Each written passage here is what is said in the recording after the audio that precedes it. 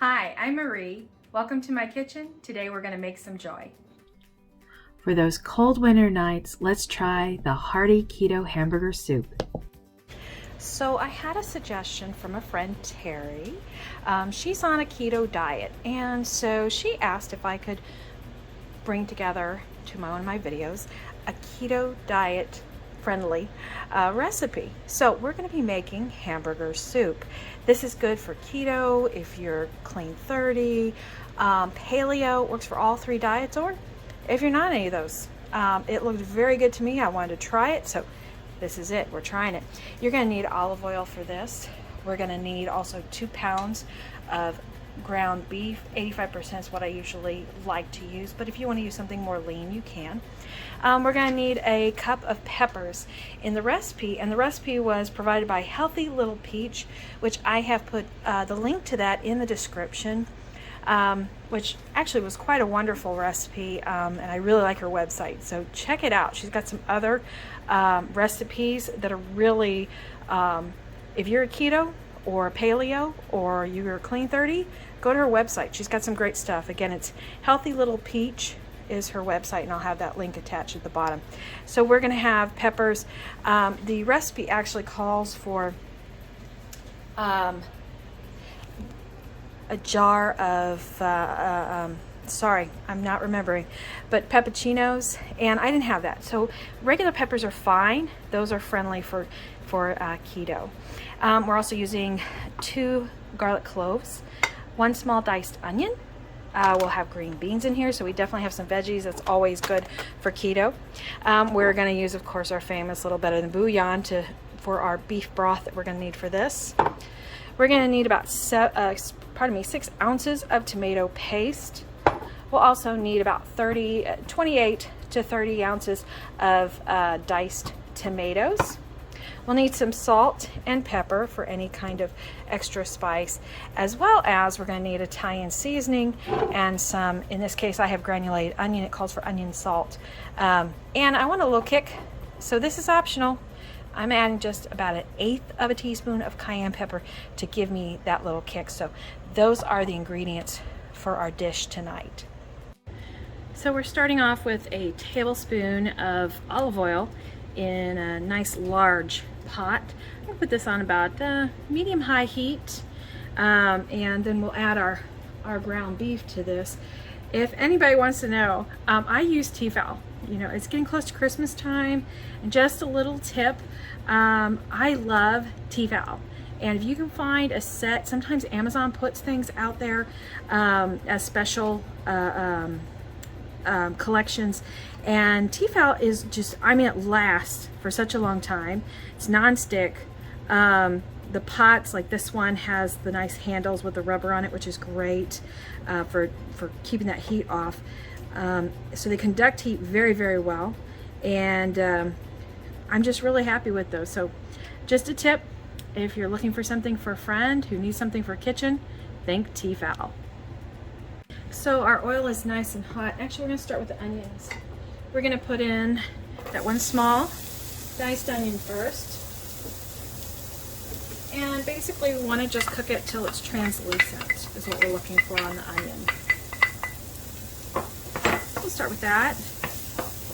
Then to the onion we're going to add our garlic. It's minced garlic. This is 2 cloves of minced garlic. Just going to add that in. I love the smell of garlic and onions. It smells so good. It's a nice base. Okay. So again, we're going to cook that until that's translucent. This takes about maybe a minute or 2. So I've turned my heat down to medium, and I'm going to actually do things in a little different order than what she does. I'm going to add my spices. The reason is I'm going to bloom them. Blooming them means you just put them in the heat in some oil, basically to let them infuse, and it opens them up, makes them, I mean, just even more fragrant and more beautiful with those dishes. So that's when we do it. Just basically takes maybe about 30 seconds, basically until you smell it. And that's what I'm smelling. I'm smelling those nice herbs and the onion powder in there. It smells so good. I'm also going to go ahead and add that tomato paste now. Again, this is a little off where she did. I want to brown this and caramelize it. So this will actually deepen, whew, can I say words right tonight? It will make it more deep, the flavor will. And so that's what I'm looking for, is just adding in some nice flavors to this dish without actually having to add a lot more spices and whatnot. And that's what you can do by just knowing how to heat stuff up, knowing how to like do a little caramelization. It changes that flavor and just increases it by so much. So there's our paste. As I said, just gonna mix it with the onions and such. Caramelize this for maybe just about 30 seconds. Really, that's about it. And we'll move on to the next thing. Now, just a tip. I'm not throwing this away. I'm gonna show you a little tip on what to do to get the rest of this out. So I'm going to add my beef bouillon right now, and that's about a tablespoon because it calls for 5 cups of beef broth. So I want to definitely get all that flavor in there. Again, it just adds more flavor if you add it to the dish early on. You're still going to get a nice beef, but you'll actually caramelize that little beef bouillon. It will mix in earlier into the dish and add so much more flavor. Again, not going to put this in the sink. Put that in my little jar for the tomato paste because I want all that flavor, and I'm going to get that here in just a minute. So let's just stir that. As you can see, that color, look at that color. It's depthened. I mean, it's darker. It's a winey color. It's perfect. That's what I'm talking about. That's caramelization of your tomato paste. So we're now ready to add our ground beef. So I'm going to go ahead and add that. Just going to break that up in here, and we're going to brown it. And depending upon your stovetop, yes, it can take 5 to 7 minutes. Kind of depends. But we're just going to brown this up a little bit. Or brown it, pardon me. We want to cook it through. So I'm just going to crumble this up in here for my one package. Again, I'm doing 2 pounds of ground beef. I like 85%. But if you want to go lower on the fat, you can always go the 92. Don't go so lean. It gets hard. It's not very good. So you want a little fat. So I'm going to take my other meat out of here. There we go. Again, just break it all up.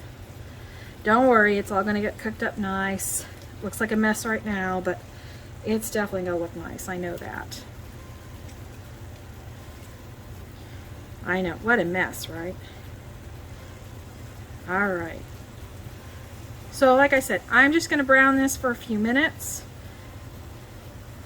so we can get that nice and cooked. This smells absolutely wonderful.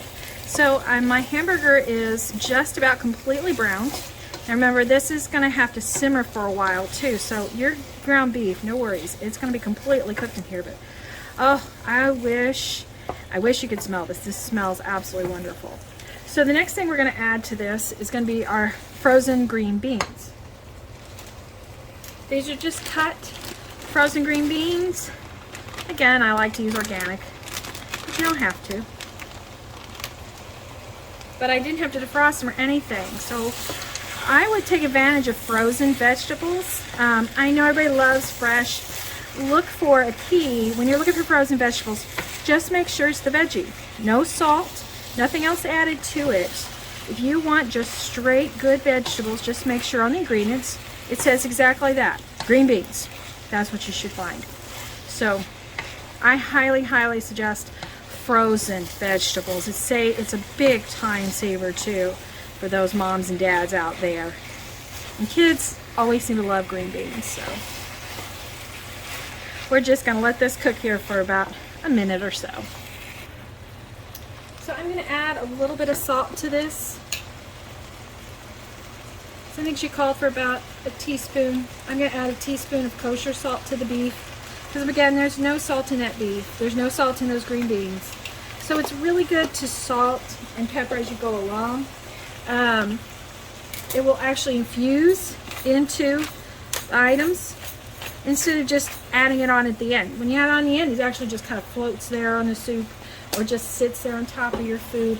While if you do it between, as you're cooking it, those flavors will just infuse into the meat or the beans, and they'll taste even more flavorful, and you know exactly how much salt you're putting into it. So just remember, when you make something at home, especially like this doesn't have any salt.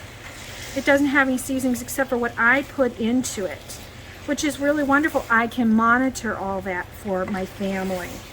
And it's not a processed food. Processed foods have so much salt in them. So this is just a wonderful way to make a healthy meal for you or for your family, and really watch the sodium on it. Now I'm going to add the peppers. So it was banana peppers that was in the recipe. Sorry about that. But it's banana peppers that she added. It was a jar.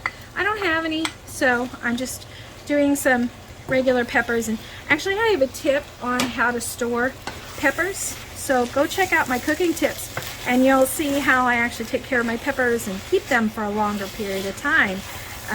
It's just very, very helpful, especially, you know, freezing vegetables and fruits really helps through the winter time and whatnot, for cooking and cooking your favorite dishes. Next, we're adding 2 cans of diced tomatoes. I'm doing this because I didn't have a 28-ounce can. I did have, these are 14.5, okay? So that's what I had, so that's what I'm using. It's about 29 ounces, so it's just 1 more ounce than what she called for in her recipe. So I'm just going to add those in, stir them in. It really does smell wonderful. I wish you could smell this. So we're just going to add that in. Let that all heat up together. I kind of adjust my heat on and off. I turn it up to about medium high, then turn it down medium. Really just depends upon your stovetop. So let's just give that a minute to marinate there.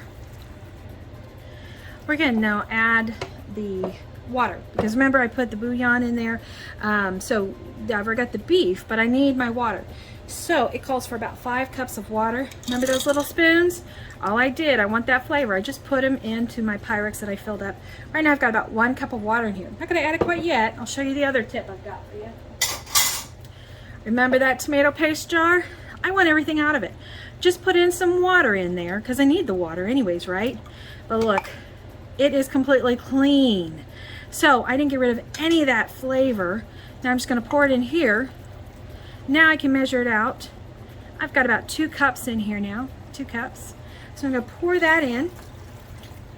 And I'll add my 3 cups to this as well.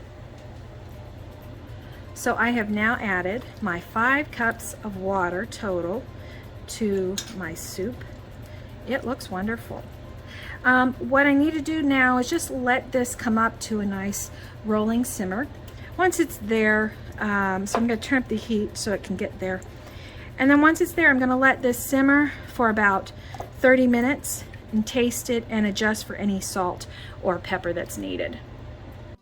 So we've let this simmer for about 30 minutes. I did add a little bit more salt and pepper to add for taste. I could say this is quite a yummy little soup. So I just want to give a shout out again to my friend Terry, who suggested this. Very nice suggestion, Terry. It's great for a nice fall, cold, or winter eve. This would be a wonderful soup to make for yourself or your family. And thank you to the recipe from Healthy Little Peach. So remember, this would be a wonderful dish to try. And remember to make some joy every day in your life. Thank you so much for watching today. Have a wonderful day. If you like this video, please hit the thumbs up button. If you want to see more videos like these to give you some joy, please click on the subscribe and the bell to receive notification of my newest videos. Thank you.